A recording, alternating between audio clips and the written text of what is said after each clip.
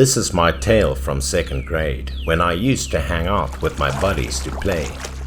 That day, the big guy in the group felt bored and proposed we play hide and seek together. We, of course, agreed. In our childhood, none of us wouldn't have been addicted to this game.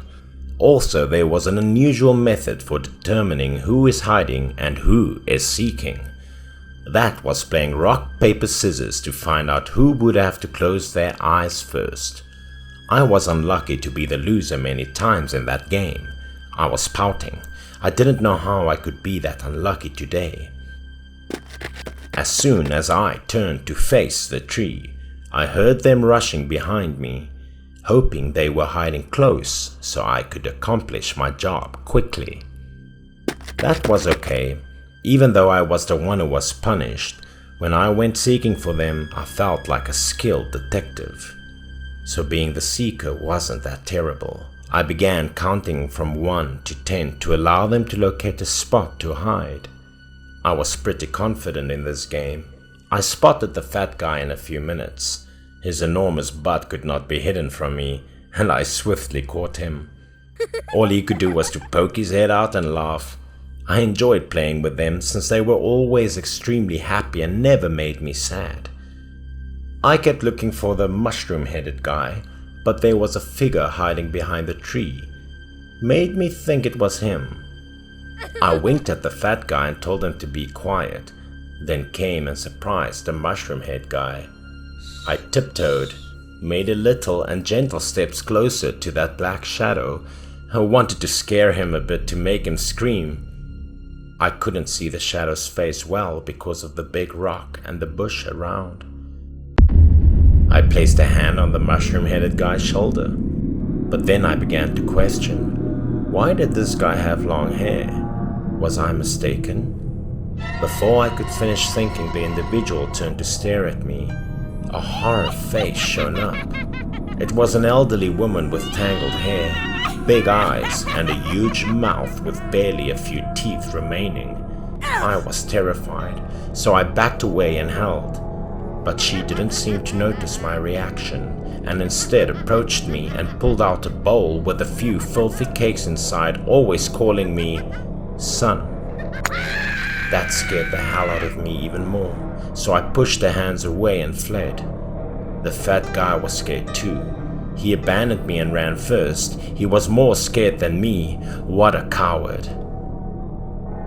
Halfway through the run, the mushroom-headed guy rushed out of the bush and started laughing at us, calling us cowards. According to him, she was simply a crazy woman living on the outskirts of the woods, and there was nothing to be that scared about. Then I turned to look at her again. She was really a lunatic.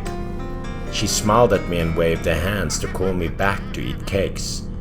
After being taunted by the mushroom head, I felt shame, so I blamed on that insane old woman and began cursing her. We then picked up stones from the ground and hurled them at her, expressing our rage for being branded cowards earlier.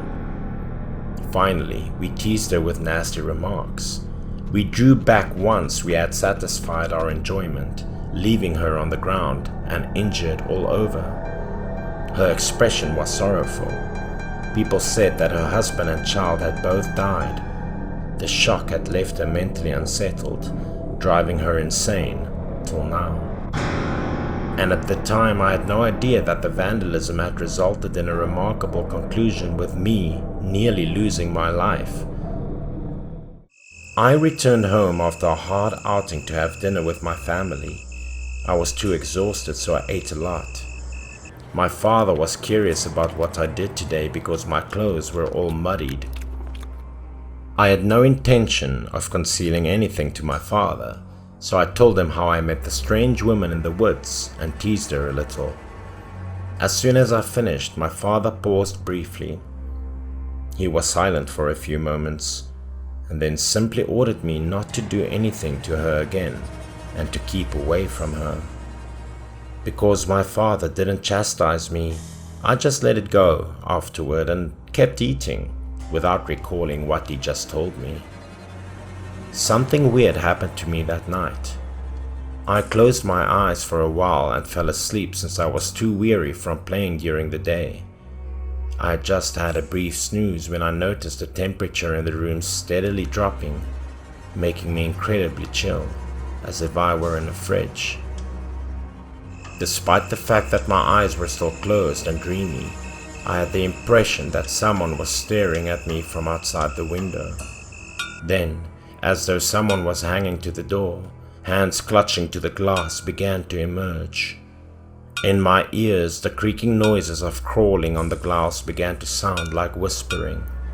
The sound was clearer and clearer, sounded like that thing was moving closer to me. My eyes were so heavy that I couldn't open them, but I could feel it.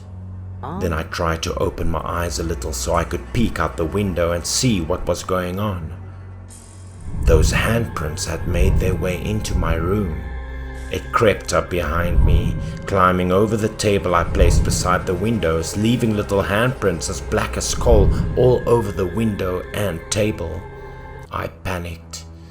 I was ready to scream, and when I realized my body was immobile, rigid enough that I couldn't move, as a result, I just laid down there watching the handprints slowly creep towards me, onto the bed and all over my body.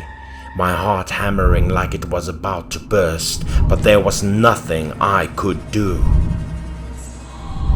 I could feel it, that monster slithering behind me on the empty space. A shiver went down my spine. My body remained motionless, but the object was crawling into my blanket and moving closer to my face. At the moment, all I wanted to do was scream loudly so that my parents could hear and rush to my aid, but there was no way to assist me in opening my mouth. All of a sudden, my body felt relaxed, as if I had broken down a barrier, and I felt like I could move.